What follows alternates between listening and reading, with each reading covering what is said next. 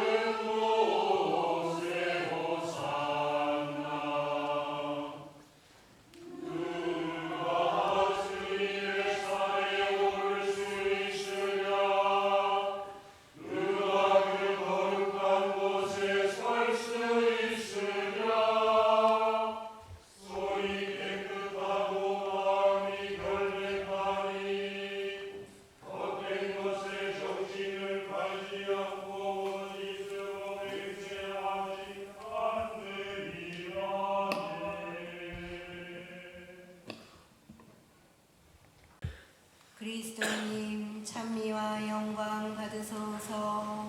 그리스도님 찬미와 영광 받으소서.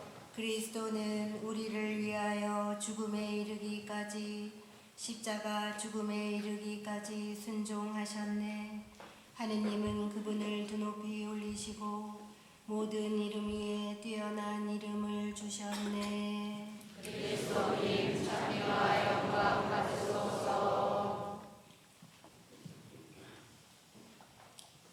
마테오가 전한 우리 주 예수 그리스도의 순환기입니다. 그때 예수님께서 총독 앞에 서셨다. 총독이 물었다. 당신이 유다인들의 임금이요? 예수님께서 대답하셨다. 내가 그렇게 말하고 있다. 그러나 수석 사제들과 원로들이 당신을 고소하는 말에는 아무 대답도 하지 않으셨다. 그때 빌라도가 예수님께 물었다. 저들이 갖가지로 당신에게 불리한 칭언을 하는데 틀리지 않소? 그러나 예수님께서는 어떠한 고소의 말에도 대답을 하지 않으셨다. 그래서 총독은 매우 이상하게 여겼다. 축제 때마다 군중이 원하는 죄수 하나를 총독이 풀어주는 관례가 있었다. 마침 그때 예수 바라바라는 이름난 죄수가 있었다. 사람들이 모여들자 빌라도가 그들에게 물었다. 내가 누구를 풀어주기를 원하오? 예수 바라바요? 아니면 메시아라고 하는 예수요? 빌라도는 사람들이 예수님을 시기하여 자기에게 넘겼음을 알고 있었던 것이다. 빌라도가 재판석에 앉아 있는데 그의 아내가 사람을 보내어 말하였다. 당신은 그 의인의 일에 관여하지 마세요. 지난밤 꿈에 내가 그 사람 때문에 큰 괴로움을 당했어요. 그동안 수석 사제들과 원로들은 군중을 구슬려 바라바를 풀어주도록 요청하고 예수님은 없애버리자고 하였다. 총독이 그들에게 물었다. 두 사람 가운데에서 누구를 풀어주기를 바라는 것이요? 군중이 대답하였다. 바라바요. 빌라도가 그들에게 물었다. 그러면 메시아라고 하는 이는 이 예수는 어떻게 하라는 말이오? 군중이 모두 외쳤다. 십자가에 못 박으시오. 빌라도가 다시 물었다. 도대체 그가 무슨 나쁜 짓을 하였다는 말이오? 군중은 더욱 큰 소리로 외쳤다. 십자가에 못 박으시오. 빌라도는 더 이상 어찌할 수가 없을 뿐만 아니라 오히려 폭동이 일어나려는 것을 보고 물을 받아 군중 앞에서 손을 씻으며 말하였다. 나는 이 사람의 피해 책임이 없어. 이것은 여러분의 일이요. 그러자 온 백성이 대답하였다. 그 사람의 죄에 대한 책임은 그와 우리 자손들이 질 것이요.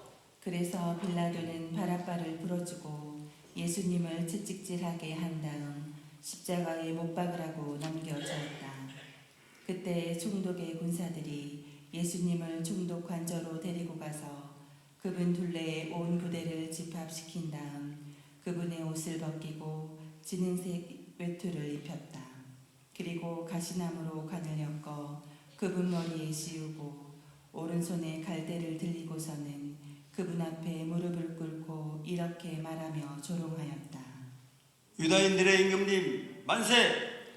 군사들은 또 예수님께 침을 뱉고 갈대를 빼앗아 그분의 머리를 때렸다. 그렇게 예수님을 조롱하고 나서 외투를 벗기고 그분의 겉옷을 입혔다. 그리고 예수님을 십자가에 못 박으러 끌고 나갔다. 그들은 나가다가 시몬이라는 기레네 사람을 보고 강제로 예수님의 십자가를 지게 하였다. 이윽고 골고타 곧 해골터라는 곳에 이르렀다. 그들이 쓸개즙을 섞은 포도주를 예수님께 마시라고 건넸지만 그분께서는 맛을 보시고서는 마시려고 하지 않으셨다. 그들은 예수님을 십자가에 못 박고 나서 제비를 뽑아 그분의 겉옷을 나누어 가진 다음 거기에 앉아 예수님을 지켰다. 그들은 또 그분의 머리 위에 죄명을 붙여놓았다. 거기에는 이자는 유다인들의 임금 예수다라고 쓰여 있었다. 그때 강도 두 사람도 예수님과 함께 십자가에 못 박혔는데 하나는 오른쪽에 하나는 왼쪽에 못 박혔다. 지나가던 자들이 머리를 흔들어대며 예수님을 모독하면서 이렇게 말하였다. 성전을 허물고 사흘 안에 다시 짓겠다는 자야. 너 자신이나 구해보아라. 내가 하느님의 아들이라면 십자가에서 내려와 보아라. 수석 사제들도 이런 식으로 율법 학자들과 원로들과 함께 조롱하며 말하였다. 다른 이들은 구원하였으면서 자신은 구원하지 못하는군. 이스라엘의 임금이시면 지금 십자가에서 내려와 보시지. 그러면 우리가 믿을 터인데 하느님을 신뢰한다고 하니 하느님께서 저자가 마음에 드시면 지금 구해내 보시라지. 나는 하느님의 아들이다 하였으니 말이야. 예수님과 함께 십자가에 못 박힌 강도들도 마찬가지로 그분께 비아냥거렸다. 낮 12시부터 어둠이 온 땅을 덮어 오후 3시까지 계속되었다.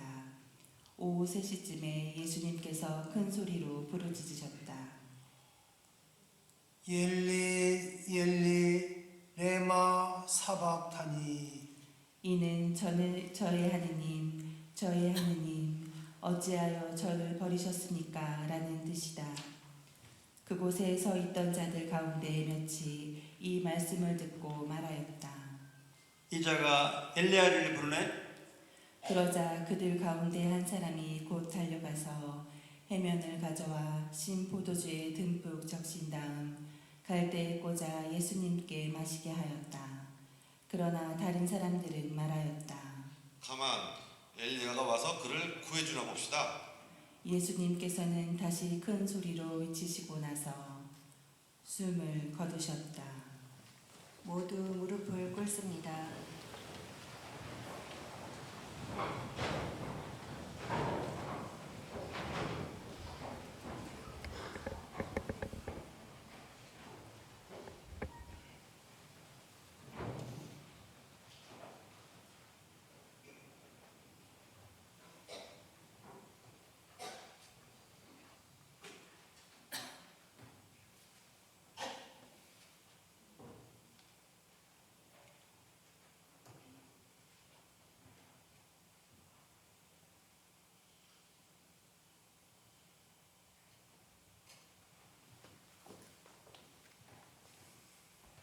모두 일어섭니다. 그러자 성전 휘장이 위에서 아래까지 두 갈래로 찢어졌다. 땅이 흔들리고 바위들이 갈라졌다. 무덤이 열리고 잠자던 많은 성도들의 몸이 되살아났다. 예수님께서 다시 살아나신 다음 그들은 무덤에서 나와 거룩한 도성에 들어가 많은 이들에게 나타났다. 백인대장과 또 그와 함께 예수님을 지키던 이들이 지진과 다른 여러 가지 일들을 보고 몹시 두려워하며 말하였다. 참으로 이분은 하느님의 아드님이셨다. 주님의 말씀입니다. 그리스도님 참여합니다. 모두 앉습니다. 교회 여러분, 참 예수님 옆에 분들하고 인사합니다. 안녕하셨습니까? 한 주일 동안 반갑습니다. 축복을 전합니다. 평화를 빕니다. 교회 여러분, 오늘은 주님 순환 주일입니다. 엘로이 엘로이 레마 사박하니, 저의 하느님 저의 하느님 어찌하여 저를 버리셨습니까? 예수님의 십자가상 마지막 절규입니다. 그리스도 교가 무엇입니까? 우리가 왜 주님의 집 성전에 나옵니까? 십자가 때문입니다. 우리가 이 자리에 있는 것도 그 이유도 십자가에 달리신 예수님 때문입니다. 그래서 어떤 신학자는 말합니다. 신약, 구약, 성경 73권을 꽉 짜면은 피가 흐른다 그랬습니다. 성경의 핵심은 십자가상에서 흘리신 예수님의 피입니다. 예언자 이사야는 십자가에 예수님을 가르쳐 도살장에 끌려가는 어린 양처럼 하느님의 어린 양이 세상의 죄를 짊어지고 가신다고 기록하고 있습니다. 십자가 형틀은 예수님 시대 오래전서부터 중동 여러 국가에서 사용되었습니다. 너무나 잔인해서 로마 시민들에게는 십자가형을 집행하지 않았고 종들과 천민, 신분 낮은 범죄자들에게 집행되었습니다. 예수님의 경우 어둠이 오기 전 십자가의 죄수가 죽지 않으면 거룩한 이스라엘 땅이 저주받는다고 해서 창으로 옆구리를 찔러 죽음을 재촉시켰습니다. 저희 하느님 어찌하여 저를 버리셨나이까? 주님의 죽으심으로 우리가 살게 되었습니다. 나를 대신하여 주님께서 십자가를 지셨습니다. 나의 무거운 죄의 짐을 주님께서 대신 지셨습니다. 오늘 우리의 참 자유는 십자가를 통하여 얻을 수 있습니다. 평화도 십자가를 통하여 얻습니다. 승리도 십자가를 통하여 얻을 수 있습니다. 중동 전쟁의 여파가 즉시 한국에도 그 풍선 효과가 파급되고 있습니다. 물가 상승, 유류가 인상, 요즘 쓰레기 봉투조차 사지 못한다고 들었습니다. 이럴 때일수록 우리는 작은 희생을 봉헌해야 합니다. 하느님의 어린 양이신 예수님의 십자가, 삶의 십자가를 짊어져야 합니다. 나만 잘 살면 된다. 내 자식, 내 가족만 문제 없으면 된다. 아닙니다. 함께 십자가를 지게 되어 있습니다. 우주에 고장이 나면은 전 인류에 피해가 오고 마치 황사가 바람을 타고 날아오는 것과 같은 이치입니다. 십자가는 축복이고 구원이고 은총입니다. 모든 문제의 해결이 여기에 있습니다. 이제 우리는 십자가를 자랑해야 하겠습니다. 사도 바오로도 십자가에 달리신 주님만을 자랑할 뿐이라고 고백합니다. 히랍어로 까오마이라고 하는 말은 십자가로 인하여 기뻐한다는 뜻입니다. 십자가를 들어 높인다는 뜻입니다. 십자가는 구원이고 승리이고 용서이기 때문입니다. 예수님께서도 십자가를 지시기 전 하늘을 향하여 아버지께 부르짖었습니다. 아버지, 하실 수만 있다면 이 잔을 저에게서 거두어 주십시오. 그러나 제 뜻대로 마시고 아버지 당신 뜻 안에서 이루어지게 하소서. 우리도 그러한 마음으로 우리 앞에 놓여진 십자가를 끌어안도록 합시다. 그리스도님 찬미와 영광 받으소서. 잠시 묵상하겠습니다.